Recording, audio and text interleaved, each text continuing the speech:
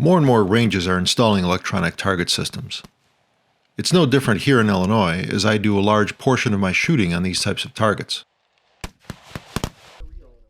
In all honesty, I don't necessarily miss going to the pits, even though it's been part of my high-power experience for so many years. Staying on the line gives the sport a more relaxed feel. But regardless of how easy or difficult the day is, I go to matches to shoot my best.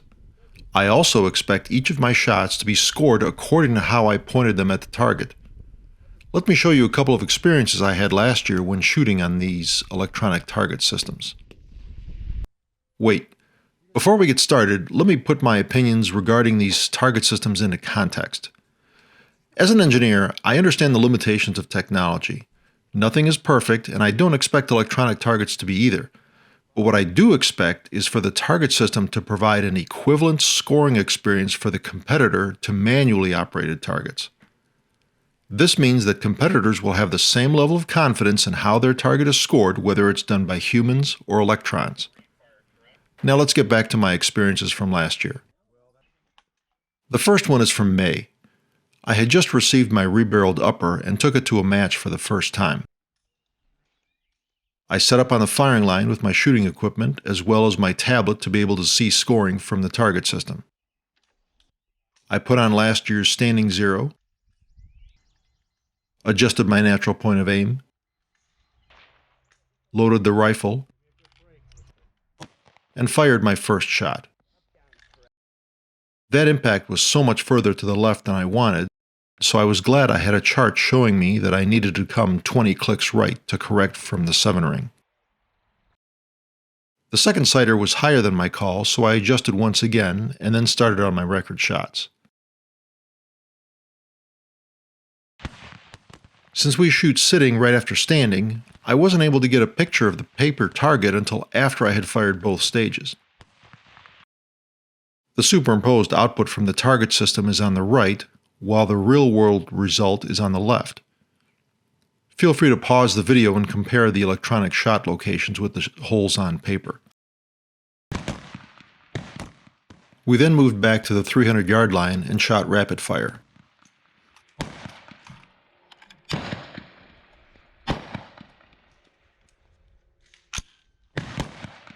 In this case, I was able to take a picture of just this stage, even though both strings of 10 shots are on the same target. Obviously, the actual paper is on the left, and the two strings are superimposed over each other on the right. At this point, we start to see some discrepancies between paper and electronic. Let's zoom in on the second and eighth shots from my second string. If we were scoring this target in the pits, shot 2 is clearly an X as it breaks the line. Shot 8 isn't as well defined, but I would call this an X if I was scoring it for another competitor. The target system scored both of these shots as 10s. In general, it appears that the entire group from both strings is shifted downward slightly compared to the actual holes. This may be due to the calibration of the system, the way the paper reface was placed on the frame between stages, or some other reason. This is also evident when we look at the slow prone target. This range only goes out to 300 yards, so for this stage, the 600-yard center is reduced for 300 yards. As such, the MR63 target repair center was placed directly over the 300 rapid-fire paper that we looked at a minute ago. If we follow the shot-by-shot progression of my shooting, it doesn't take long to see a difference in shot placement. The second sighter stands out as catching the edge of the 10 ring when displayed on the tablet, but it is comfortably inside the line on paper. The second shot for record also exhibits this. Regardless of location, up until now, all of these shots are still scored in the same way that I would expect a human to do it. Shot number 4 is the first example where this is not the case. This is scored as an X when it is clearly only a 10. I can already see some people making an argument that this is an example of an X that's not really an X, would be offset by shot number 10, which is a 10 that's really an X. Using my requirement of having the same scoring experience for the competitor, I suppose that's valid as the shooter is unaffected by these two scoring errors. Let's go forward to my next match, which took place at the same range 5 weeks later. This time, I had much better zeros, so the first shot was relatively close to call.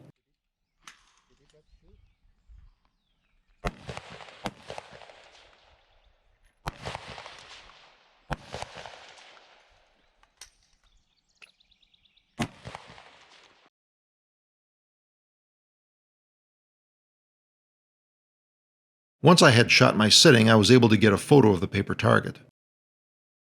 Apart from a little shift in the groups, standing or shifted to the right, sitting maybe less so, the results are about what we would expect. In 300-yard rapid fire, I ran into a double frustration that plagues electronic target systems. On the first string, we have this shot on the edge of the X-ring that clearly breaks the line.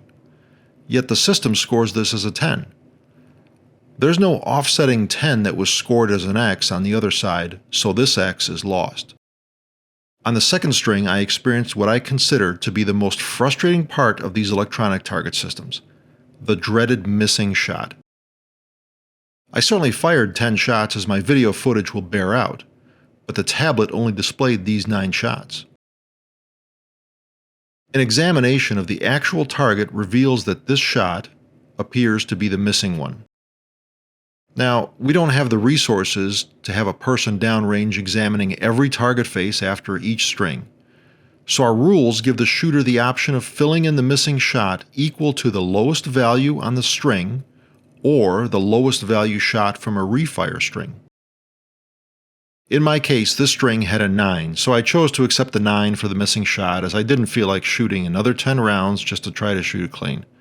That was the choice I made on that day in that particular situation.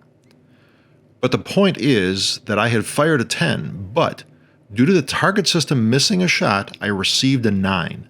That's a point that is lost that would have been likely scored with manual targets. The final stage was slow fire, and it has a pretty blatant error.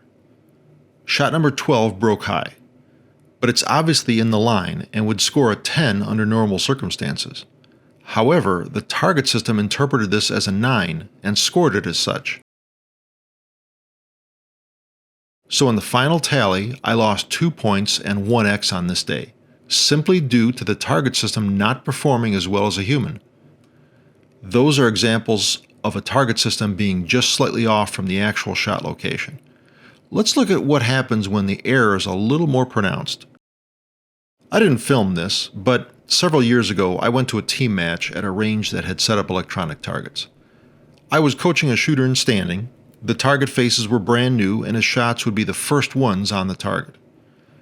He fired his first sighter, and I looked through my spotting scope to see if I could see the impact. Sure enough, there it was in the 9 ring on the right side. But the tablet showed that the shot was scored here. This was an experienced shooter who knew his zeros. But because of the mismatch between the paper and the target system, those zeros were useless. We spent this shooter's remaining 11 shots trying to get the shots to display in the middle of the target on the tablet, which required putting in more and more left windage. This illustrates another way electronic targets, in my experience, can sometimes provide a lesser experience for the competitor than manual targets. Having good zeros is so important for high-power shooters that shooting where we can't get good feedback from our shots is a waste of time. I had been looking forward to the installation of electronic targets for years. They have the capability to make more information available to shooters and add a new dimension to those interested in our sport. But they have to at least provide a comparable experience for the shooter as manual targets do. Otherwise, we are giving up core aspects of high power and not trusting what is happening downrange.